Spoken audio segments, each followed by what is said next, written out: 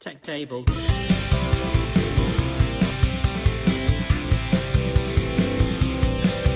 table.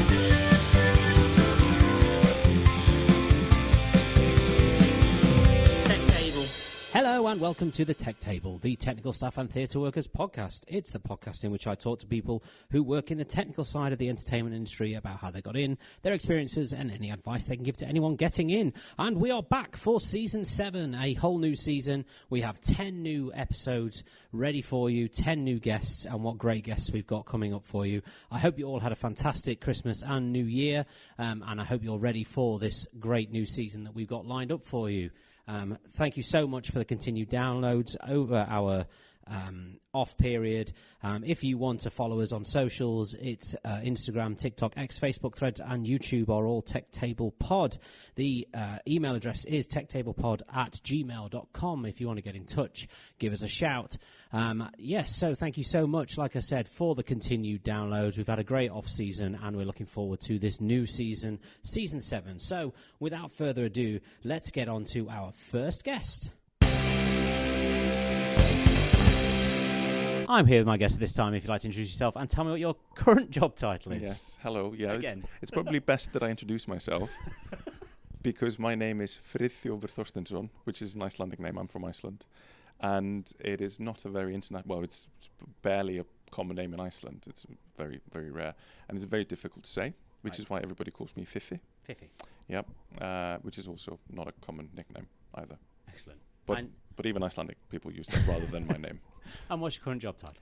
I'm a freelance lighting designer, so working with creative teams to create theatre, plays, opera, dance, ballet, musicals, etc. But I also work as a freelance theatre consultant. So I work with architects and engineers to create new theatres, Right. design new theatres or refurbish existing ones. Mostly through our practice, theatre consulting practice called Theatre Projects, which is the main and oldest theatre consulting practice in the world, I believe. Excellent. Excellent. And so how did you get into theatre? I got into theatre through my mother, who was a choreographer for musical production in my home. I'm from a small town in Iceland called Thorsteinsson, population less than 3,000. And every little small town in Iceland has an Bram company. Right. My mum was doing the choreography for a production of Oliver, the musical. And she practically twisted my arm to get into... They needed a follow spot operator. And I resisted a lot. Didn't necessarily want to be associated with my mother too much at age 13, 14. Of course, yeah. Eventually I gave in because they were in dire need. And ever since, I've loved theatre. And that was my way in. So I was quickly... sat on studying. Yep. I was probably around 16 when I started looking at drama schools because you can't study technical theatre or production arts in Iceland. Okay. There's acting course and there's a sort of they're acting, dance, music, and mostly performative courses. Right. At the Icelandic Academy of the Arts. And there's also just something about studying abroad that gives you an experience that you wouldn't get otherwise. Yeah. So I started looking at the Central School of Speech and Drama in London. Looked at other drama schools around the UK, the Nordic countries. Planned on quickly then decided to go to Finland. There's a very interesting drama school in Finland, and I visited them even on a trip to Finland. And the best thing about them was that the studies were for free, right? Or that you didn't have to pay any fees. The worst thing about them is that all teaching happened in Finnish, and Finnish is a very difficult language. I mean, Icelandic is a breeze next to Finnish. So I even started studying Finnish, but then at the University of Iceland. But then, as I was studying, I got a part-time job with the lighting department at the Reykjavik City Theatre. Okay. Which then grew and grew and grew. So eventually I stopped attending my Finnish lessons and dropped the Finnish stream and came back to Central. And that's where I did my undergraduate in lighting design. Excellent, excellent. And so, and of course, you speak English because everybody speaks English because Icelandics. Well, yeah, it's a prominent language in Iceland. sort of television and computers, and so you're very exposed to it. Right, yeah. But also, Iceland is a very small, it's a small population of Iceland, and the language therefore not spoken by more than about 450,000 people. Right, yes, of course. So, what was your first job out of Central? Paid job. First paid job, yeah. I think that would have been a production of Carmen for a small opera company down in Guildford. Excellent. At the Ivanano. There were several sort of things that happened. I mean, I will have had probably a couple of small shows that paid a little bit while I was studying. And I've always focused on design. So were they they were design jobs? Yeah, or associate design jobs? No, these would have been design jobs. Just design jobs? Yeah. Wow. I've only done a little bit of associating. One show at the National, one show in the West End, and several kind of small tours. Right, okay.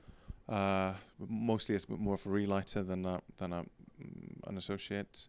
But most of my work has been either as a lighting designer. I've programmed a few shows as well, but lighting designer and a consultant mostly. Excellent. Could you explain, because some people who listen to this won't know, what a relighter is? So, a relighter is the person that takes the original concept. Let's say, mostly if a show is touring, a lighting designer won't necessarily travel with the show. Okay. So the relighter comes in and is responsible for recreating the lighting in every new venue. Okay. And depending on the scale of the tour,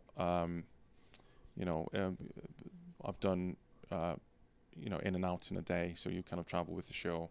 Or I've also done shows where you kind of show up on a Monday, you're there for the get-in and the focus and the relight, and the show runs for a week or two, and then you're back there, back at the next venue for the next transfer. Excellent. So what, and also going on to that one, what is the difference then between a relighter and an associate? Again, that sort of goes with the scale of the production. The associate is more involved in creating the show. Right. They would work closely with the lighting designer during the original production. They would often be responsible for resolving the notes that the lighting designer comes up with during the process, during tech rehearsals. Yeah. They may sit in on rehearsals for the lighting designer and just support them in any way possible. I see.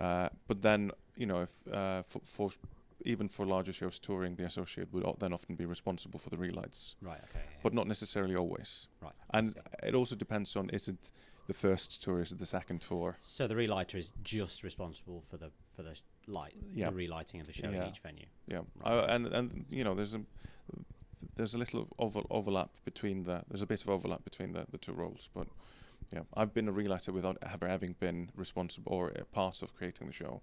I've just learnt the job from another relighter. Right, okay, I see. So excellent. So give us a list of some other jobs that you've had, and how did you, or when did you transition into the consultancy? I transitioned into I did 2 years of freelance after Central, and then I jumped on doing a master's. Then I think it was around the time the government announced that they were going to raise the fees for studies. So I jumped on doing a master's in set design before that happened. And as I was graduating, I got a call from a person at Theatre Projects that basically said, we have an opening, would you like to join us? Yeah. And then obviously went through the application process as well. So that sort of happened, I guess, by accident or word of mouth, I guess. And that is sort of how most of my jobs have come about. Right, okay. And a lot of it happened. The design roles aren't necessarily advertised. Right, I know. So having a good network is very important, and having a reputation, being sort of looking after that is also very important.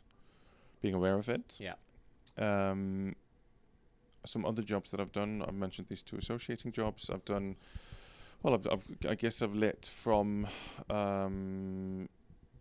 New York to Shanghai. I've done shows in Bermuda, in So Europe. big theatre in Bermuda. I mean, it's an even smaller population than in Iceland. There's only about 50 or 60,000, I believe. Yeah. But they have a very active theatre scene. And a lot of them are professionally trained, Right. but they move back to Bermuda Oh, I see. to do another job, because theatre can be a tough industry. Not only getting jobs can be challenging, but the hours can be demanding, and there are challenges with this like any other industry. But then some people choose to move back and have another job, but they're trained professionally. Yeah. And I think there are about at least 3 theatre companies, and they run a schedule throughout the year with several different events. So that's quite. I'm really impressed by that. I did a show for the Shanghai Ballet. I lit a production for the Shanghai Ballet in November 2019. Oh, wow. Yeah, Okay. so I was in China all of November 2019. And funnily enough, there was a week's break in the schedule where I had intended to visit a venue that I was involved in designing. Was it in Wuhan? It was in Wuhan.